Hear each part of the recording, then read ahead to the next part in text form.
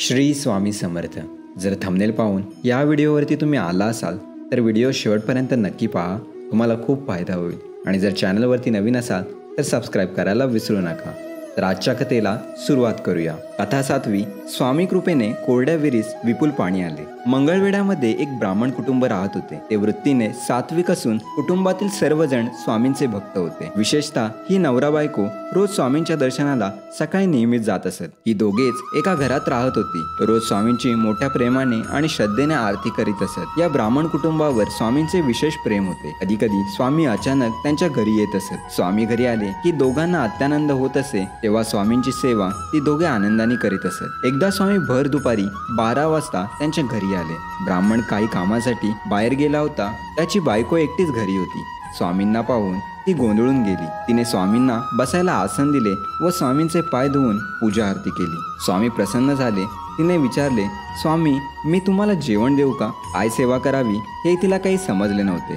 तिच्या मनात गोंधळ झाला होता। तेव्हा स्वामी म्हणाले, मला काही नको, फक्त पिण्यास थंडगार पाणी दे। ती चपापली। घरात जे पाणी होते ते मचूळ होते, ते त्यांना कसे द्यावे? मागे जी विहीर आहे ती कोरडी पडली आहे, आता काय करावे तिला कळेना। ती स्वामींना म्हणाली, मी बाहेर जाऊन शेजाऱ्याच्या विहिरीतून तुम्हाला पाणी आणून देते। महाराज म्हणाले, घरात पाणी असताना बाहेर का जातेस? तेव्हा ती म्हणाली, दारात विहीर आहे पण उन्हामुळे कोरडी पडली आहे, त्यात पाणी नाही। स्वामींनी तिला सांगितले, बाहेर जाऊ नकोस, तुमच्या आडात पुष्कळ पाणी आहे, चल तुला दाखवतो। असे म्हणून महाराज त्या बाईला घेऊन विहिरीपाशी गेले। बाजूला त्यांनी लघुशंका केली आणि त्यांनी विहिरीत डोकावून पाहिले तर विहीर पाण्याने भरलेली होती।